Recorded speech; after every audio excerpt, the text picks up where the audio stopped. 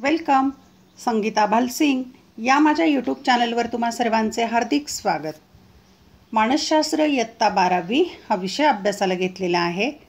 प्रकरण क्रमांक 4 बोधात्मक प्रक्रिया हे प्रकरण आपण अभ्यासलेलं आहे. यावरील व्हिडिओ लेक्चर या चॅनलच्या प्लेलिस्टवर जाऊन तुम्ही पाहू शकता. आज आपण या प्रकरणावरील स्वाध्याय सोडवणार आहोत. स्वाध्याय पाठ्यपुस्तकामध्ये प्रकरण संपल्यावर जो दिलेला आहे त्यावरील प्रश्नांची उत्तरं कशी लिहायची ते आपण आता पाहूया. प्रश्न क्रमांक पहिला आहे वस्तुनिष्ठ प्रश्न 1 गुणांचा. कंसातील योग्य पर्याय निवडून खालील विधान पूर्ण करा. उत्तर निवडायचं आहे अचूक पर्याय आणि विधान पूर्ण लिहायचं. क्रमांक 1 एखाद्या उद्दीपकाला जाणीवेच्या केंद्रस्थानी आणण्याची प्रक्रिया म्हणजे टिंबटिंब होय. पर्याय अवधान, संवेदन, विचार. याचं अचूक उत्तर जे आहे ते आहे अवधान. एखाद्या उद्दीपकाला जाणीवेच्या केंद्रस्थानी आणण्याची प्रक्रिया म्हणजे अवधान होय. 2 इव्हान पॅव्लॉव हे अध्ययनाची टिंबटिंब पद्धत स्पष्ट केल्याबद्दल ओळखले जातात. पर्याय अभिजात अभिसंधान, साधक अभिसंधान, निरीक्षणात्मक. अचूक उत्तर आहे अभिजात अभिसंधान. इव्हान पॅव्लॉव हे अध्ययनांची अभिजात अभिसंधान पद्धत स्पष्ट केल्याबद्दल ओळखले जातात.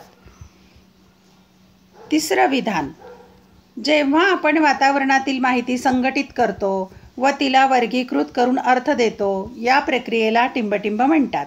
पर्याय अवधान, संवेदन, विचार. याचं अचूक उत्तर आहे संवेदन. जेव्हा आपण वातावरणातील माहिती संघटित करतो व तिला वर्गीकृत करून अर्थ देतो त्या प्रक्रियेला संवेदन असे म्हणतात. 4 साधक अभिसंधान पद्धतीत टिंबटिंब या प्राण्यावर प्रयोग करण्यात आले. पर्याय कुत्रा, उंदीर, माकड. याचं अचूक उत्तर आहे उंदीर. साधक अभिसंधान पद्धतीत उंदीर या प्राण्यावर प्रयोग करण्यात आले. 5 प्रयत्न अथवा सरावामुळे वर्तनातील बदलाला टिंबटिंब म्हणतात. संवेदन, विचार, अध्ययन. यापैकी अचूक उत्तर आहे अध्ययन. प्रयत्न अथवा सरावामुळे वर्तनातील बदलाला अध्ययन म्हणतात. प्रश्न क्रमांक आहे दुसरा. पुढील प्रश्नांची प्रत्येकी 30 ते 40 शब्दात उत्तरे लिहा. 1 अवधानदोलन म्हणजे काय? 2 संवेदनातील समग्रतेकडून अंशिकतेकडे प्रक्रियेची 3 उदाहरणे द्या. 3 विचार प्रक्रिया म्हणजे काय? 4 अध्ययनाच्या कोणत्याही 2 प्रक्रिया स्पष्ट करा. या 4ही प्रश्नांची 30 ते 40 शब्दात उत्तरे पुढील प्रमाणे. त्यातला पहिला प्रश्न अवधानदोलन म्हणजे काय? उत्तर 1 कोणतीही व्यक्ती दीर्घकाळ एकाच उद्दीपकाकडे सातत्याने अवधान देऊ शकत नाही. व्यक्तीचे अवधान काही सेकंदासाठी मूळ उद्दीपकावरून दुसऱ्या उद्दीपकाकडे जाते व तेथून पुन्हा मूळ उद्दीपकाकडे येते. यालाच अवधान आंदोलन म्हणतात. 2 शारीरिक किंवा मानसिक थकवा, अभिरुचीची कमतरता, दुसऱ्या उद्दीपकाचे अधिक आकर्षक स्वरूप इत्यादी कारणांमुळे अवधान आंदोलन घडून येते. उदाहरणार्थ जेव्हा तुम्ही तुमचे शिक्षक काय शिकवत आहेत याकडे अवधान देत असता तेव्हा काही क्षणांसाठी तुमचे अवधान शेजारी बसलेल्या मित्राकडे किंवा वर्गाबाहेर उभ्या असणाऱ्या शिपायाकडे जाते व परत शिक्षक काय शिकवत आहेत याकडे तुमचे अवधान जाते. दुसरा प्रश्न आहे संवेदनातील समग्रतेकडून अंशिकतेकडे प्रक्रियेची 3 उदाहरणे द्या. उत्तर संवेदनातील समग्रतेकडून अंशिकतेकडे प्रक्रियेची 3 उदाहरणे पुढील प्रमाणे आहेत. 1 स्वयंपाकघरात एका वाटीत रवा, एका वाटीत सुकामेवा, एका वाटीत दूध असे पदार्थ ठेवलेले दिसले असता व तेथे एका वाटीत पांढऱ्या रंगाच्या भुकटीचे पिठी साखर असे संवेदन होते. परिस्थितीच्या संदर्भानुसार पिठी साखर असा अर्थ लावला जातो. 2 बागकामाच्या संदर्भातील पुस्तकांच्या प्रदर्शनगृहाबाहेर एखादा विक्रेता छोट्या छोट्या कागदी पिशव्यांमधून काही पदार्थ विक्री करीत असेल तर त्याच्याजवळील पदार्थाचे बी बियाणे असे संवेदन होते. परिस्थितीच्या संदर्भानुसार बी बियाणे असा अर्थ लावला जातो. 3 एखादी व्यक्ती जोरजोरात एका व्यक्तीला पकडा पकडा असे ओरडत असेल तर संबंधित पळणाऱ्या व्यक्तीचे चोर असे संवेदन होते. परिस्थितीच्या संदर्भानुसार चोर असा अर्थ लावला जातो. तिसरा प्रश्न आहे, विचार प्रक्रिया म्हणजे काय? उत्तर: 1. विचार प्रक्रिया ही एक अशी मानसिक प्रक्रिया आहे की ज्यामध्ये विविध बोधात्मक घटक आणि प्रक्रियांचा वापर होतो आणि ज्यात माहितीचा वापर, समस्या निरसन, तर्क प्रक्रिया आणि निर्णय घेणे इत्यादींचा समावेश होतो. 2. विचार प्रक्रिया ही खाजगी आणि अंतर्गत स्वरूपाची मेंदूत चालणारी प्रक्रिया आहे. विचार प्रक्रियेत व्यक्ती एखादी कृती प्रत्यक्षात करण्यापूर्वी ती कृती आधी सांकेतिक स्वरूपात अंतर्गत जगात मेंदूत करून पाहते. प्रश्न क्रमांक 4. अध्ययनाच्या कोणत्याही 2 प्रक्रिया स्पष्ट करा. उत्तर: अध्ययनाच्या 2 प्रक्रिया पुढील प्रमाणे आहेत. 1. अनुकूलनाद्वारे व संयोजनाद्वारे अध्ययन. जीन पियाजे यांच्या मते प्राप्त झालेल्या नवीन माहितीच्या आधारावर आपण मेंदूतील साठवलेल्या मूळ संकल्पनात नवीन माहिती सामावून घेतो व मूळ संकल्पना पुनर्संघटित करतो. उदाहरणार्थ, लहान मूल हे गाय, घोडा, कुत्रा इत्यादी प्राण्यातील साम्यभेद लक्षात घेऊन प्राणी ही संकल्पना विकसित करते. जेव्हा मूल साप पाहते तेव्हा सापाला 4 पाय नसूनही, शेपूट नसूनही त्याला प्राणीच म्हणतात हे जेव्हा मुलाला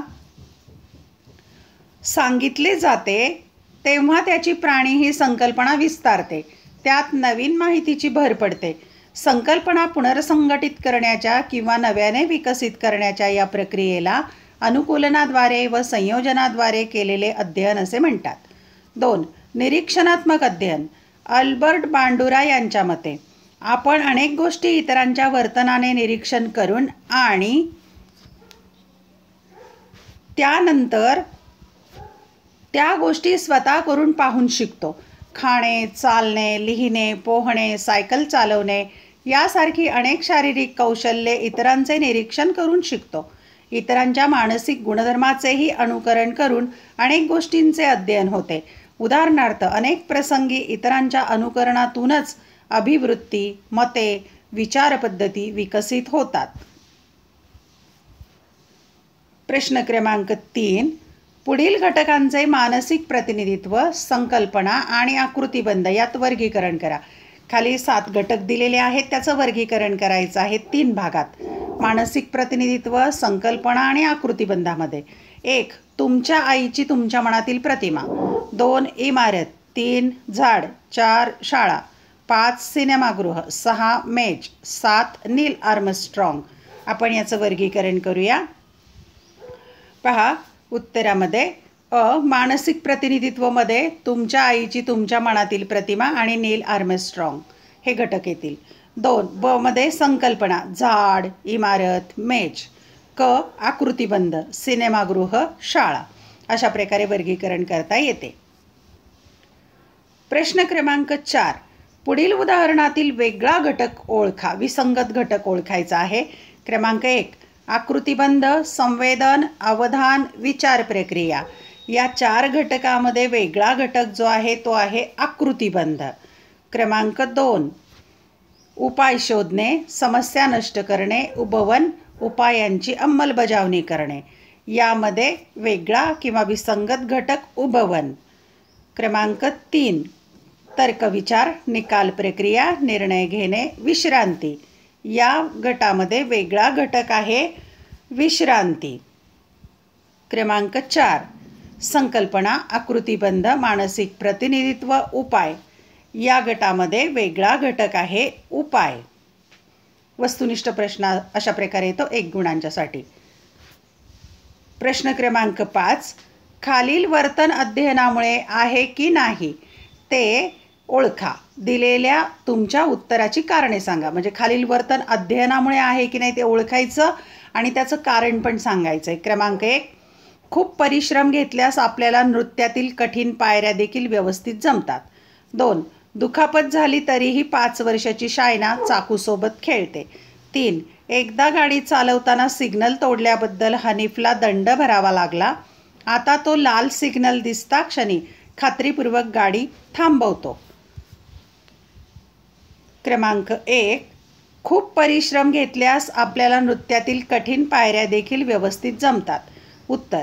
या उदाहरणात दिलेले वर्तन अध्ययनामुळे आहे, कारण सरावामुळे होणाऱ्या वर्तनातील तुलनेने कायमस्वरूपी बदलांचा अध्ययनात समावेश होतो. क्रमांक 2. दुखापत झाली तरीही 5 वर्षाची शायना चाकूसोबत खेळते. उत्तर. या उदाहरणात दिलेले वर्तन अध्ययनामुळे नाही, कारण एखाद्या अनुभवामुळे वर्तनात तुलनेने कायमस्वरूपी बदल होत असेल तरच त्याचा अध्ययनात समावेश होतो. क्रमांक 3. एकदा गाडी चालवताना सिग्नल तोडल्याबद्दल हनीफला दंड भरावा लागला. आता तो लाल सिग्नल दिसताक्षणी खात्रीपूर्वक गाडी थांबवतो. उत्तर. या उदाहरणात दिलेले वर्तन अध्ययनामुळे आहे, कारण एखाद्या अनुभवामुळे वर्तनात तुलनेने कायमस्वरूपी बदल होत असेल तर त्याचा अध्ययनात समावेश होतो. प्रश्न क्रमांक 6. पुढील प्रश्नांची दिलेल्या मुद्द्यांच्या आधारे उत्तरे लिहा. दीर्घोत्तरी प्रश्न आहे, मुद्दे दिलेले आहेत त्यावरून उत्तर लिहायचं. क्रमांक 1. समस्या परिहार प्रक्रियेतील पायऱ्या स्पष्ट करा. अ. समस्या ओळखणे. ब. पर्यायी उपाय शोधणे. क. एखादा पर्याय निवडणे. ड. पर्यायाची अंमलबजावणी करून पाठपुरावा करणे. 2. सर्जनशील विचारातील विविध अवस्था स्पष्ट करा. अ. पूर्वतयारी. ब. उपवन. क. प्रदीपन. ड. पडताळणी. या मुद्द्यांच्या आधारे आपण सविस्तर उत्तर लिहूया. क्रमांक 1. समस्या परिहारातील पायऱ्या स्पष्ट करा. मुद्दे. 1. समस्या ओळखणे. 2. पर्यायी उपाय शोधणे. 3. एखादा पर्याय निवडणे. 4. पर्यायाची अंमलबजावणी करून पाठपुरावा करणे. उत्तर. जीवनात उद्भवलेल्या समस्यांवर उपाय शोधण्याची प्रक्रिया म्हणजे समस्या परिहार होय. समस्या परिहारातील पायऱ्या पुढीलप्रमाणे आहेत. क्रमांक 1. समस्या ओळखणे. समस्या ओळखणे ही समस्या परिहार प्रक्रियेतील पहिली पायरी आहे. कोणतीही समस्या सोडवण्यासाठी सर्वप्रथम समस्या ओळखणे व ती व्यवस्थित मांडणे आवश्यक असते. समस्या अचूकपणे ओळखता आली नाही तर समस्या सोडवणे शक्य होत नाही. उदाहरणार्थ, एखाद्या व्यक्तीला रागावर नियंत्रण ठेवायचे असेल तर सर्वप्रथम त्या व्यक्तीला स्वतःला कोणत्या गोष्टीचा राग येतो, राग किती प्रमाणात येतो इत्यादी बाबी ओळखणे आवश्यक असते. दुसरी पायरी. पर्यायी उपाय शोधणे. पर्यायी उपाय शोधणे. पर्यायी उपाय शोधणे ही समस्या परिहार प्रक्रियेतील दुसरी पायरी होय. एखादी समस्या सोडवण्यासाठी निरनिराळे पर्यायी उपाय असू शकतात. समस्या सोडवण्यासाठी उपलब्ध असणारे विविध पर्याय शोधणे आवश्यक असते. उदाहरणार्थ, एखाद्या विद्यार्थ्याला वाचलेले लक्षात राहत नसेल तर तो विद्यार्थी वारंवार तोंडी उजळणी करणे, संबंधित मजकूर लिहून पाहणे, संबंधित मजकुराच्या बाबतीत मित्रमैत्रिणींशी चर्चा करणे इत्यादी पर्यायी उपायांचा विचार करू शकतो. 3. एखादा पर्याय निवडणे. एखादा पर्याय निवडणे ही समस्या परिहार प्रक्रियेची तिसरी पायरी होय. या पायरीवर व्यक्ती सारासार विचार करून अनेक पर्यायातून एका पर्यायाची निवड करतो. व्यक्तीची तर्कसंगत क्षमता त्याला योग्य पर्याय निवडण्यास व त्याद्वारे समस्या अधिक वास्तविकतेने सोडवण्यास मदत करते. उदाहरणार्थ, याआधी झालेला सर्दीचा त्रास गरम पाणी पिऊन कमी झाल्याचे व्यक्तीला आठवले असता यावेळीही ती व्यक्ती समस्या सोडवण्यासाठी सर्दी कमी करण्यासाठी त्याच पर्यायाची गरम पाणी पिण्याची निवड करेल. क्रमांक 4. पर्यायाची अंमलबजावणी करून पाठपुरावा करणे. पर्यायाची अंमलबजावणी करून पाठपुरावा करणे ही समस्या परिहार प्रक्रियेतील शेवटची पायरी आहे.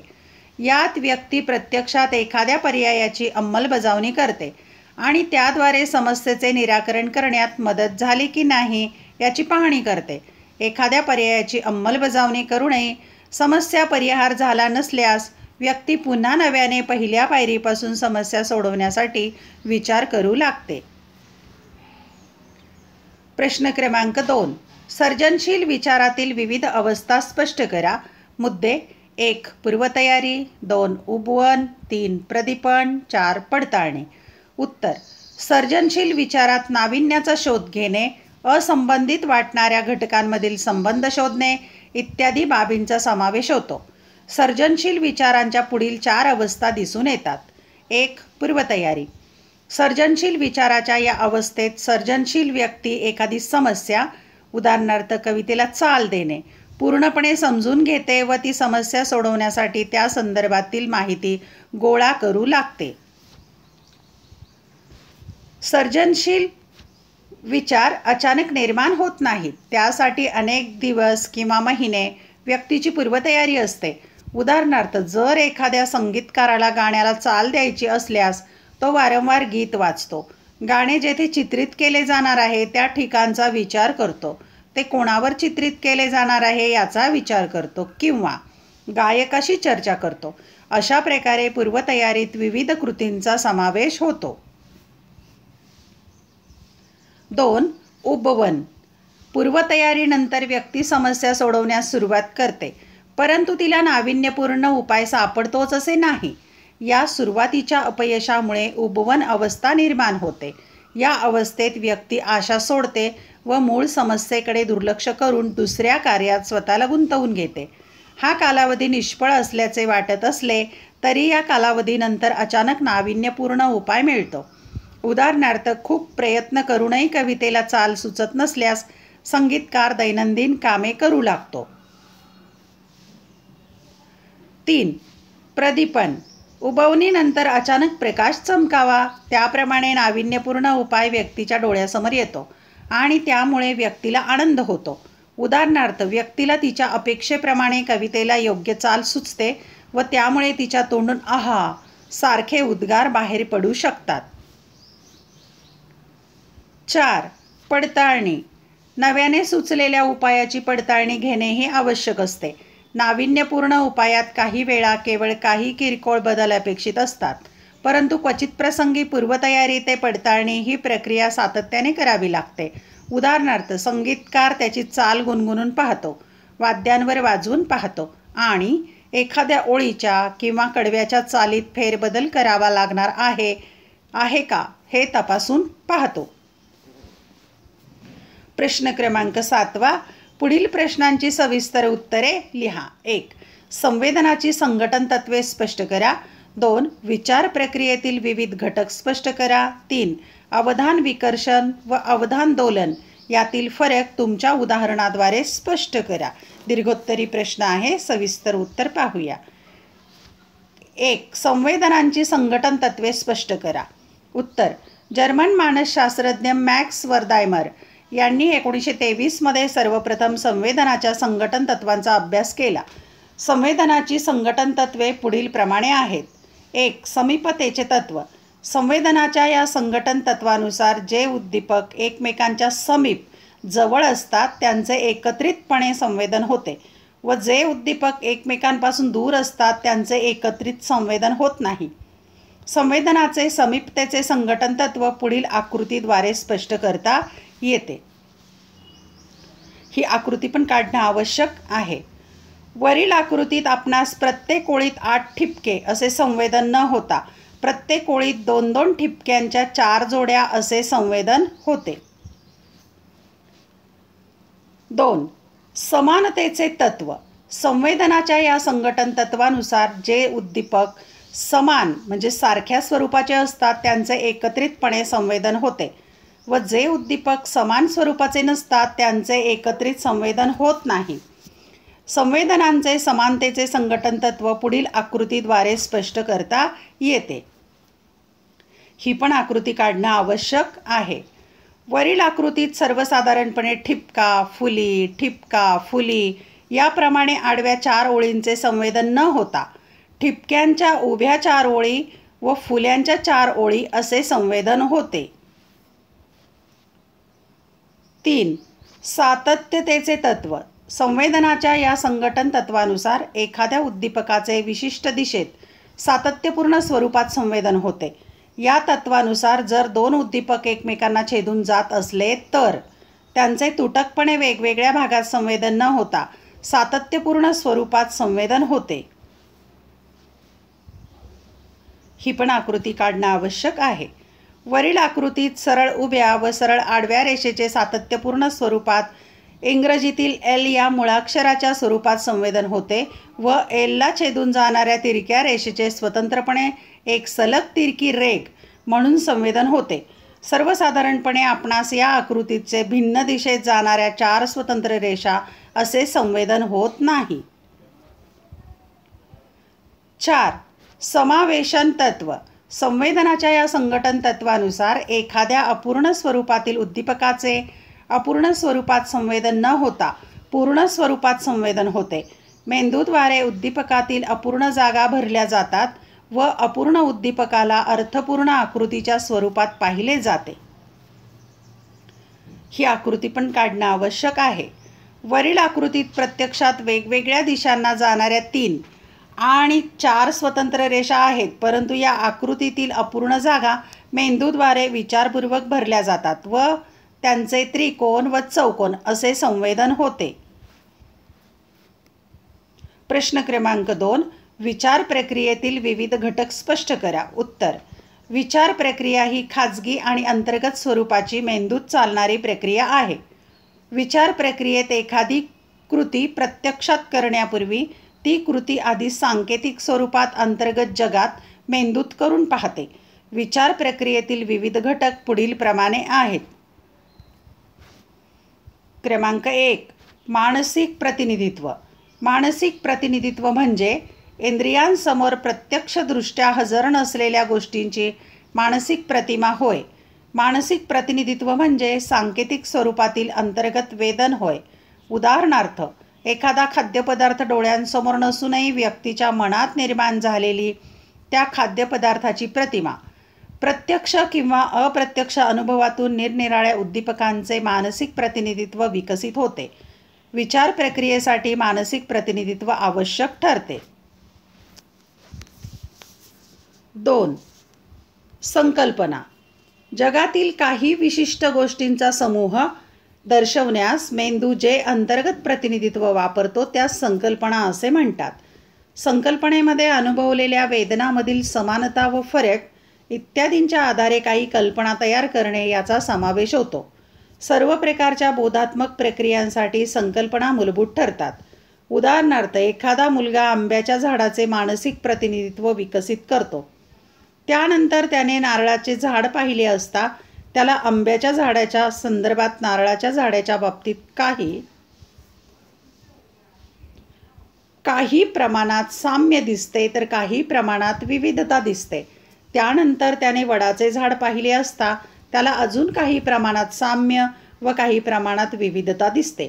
अशा प्रकारे विविध झाडांचे मानसिक प्रतिनिधित्व विकसित झाल्यानंतर तो मुलगा झाड, लहान झाडे, मोठी झाडे, रुंदपर्णी झाडे, पाने गळणारी झाडे अशा विविध संकल्पना निर्माण करतो. 3. आकृतिबंध.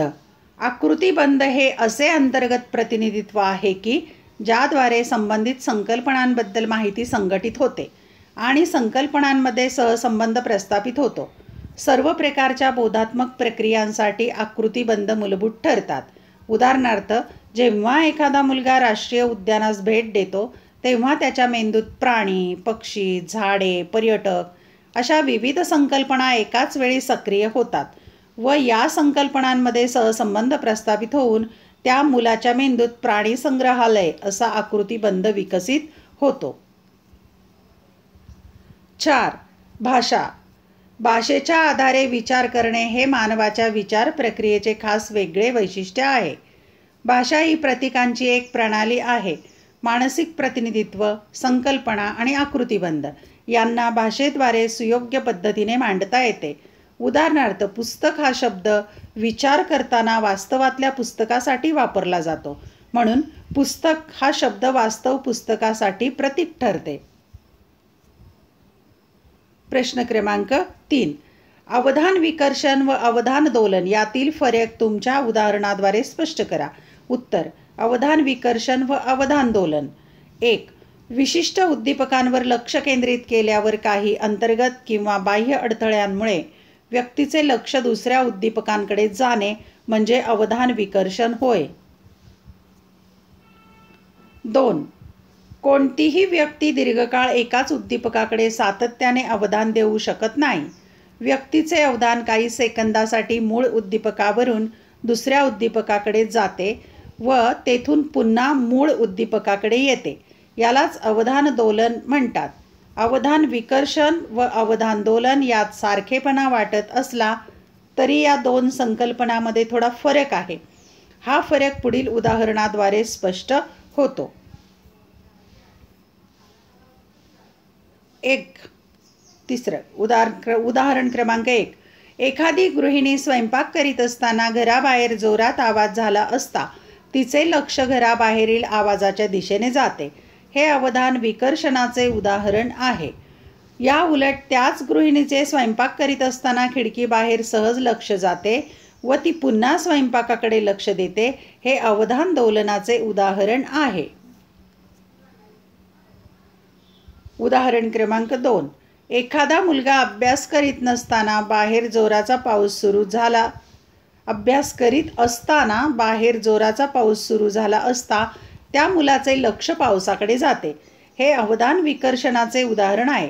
या उलट त्याच मुलाचे अभ्यास करीत असताना खोलीतील पंख्याकडे सहज लक्ष जाते व तो पुन्हा अभ्यासाकडे लक्ष देतो. हे अवधान दोलनाचे उदाहरण आहे. उदाहरण क्रमांक 3.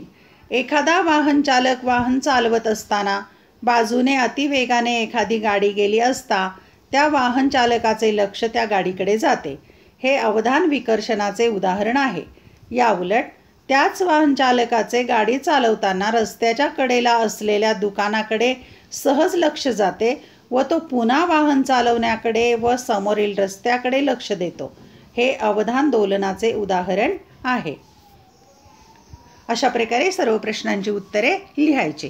धन्यवाद. व्हिडिओ लेक्चर आवडल्यास चॅनल सबस्क्राईब करायला आणि बेल आयकॉन प्रेस करायला विसरू नका. अभ्यासासाठी शुभेच्छा.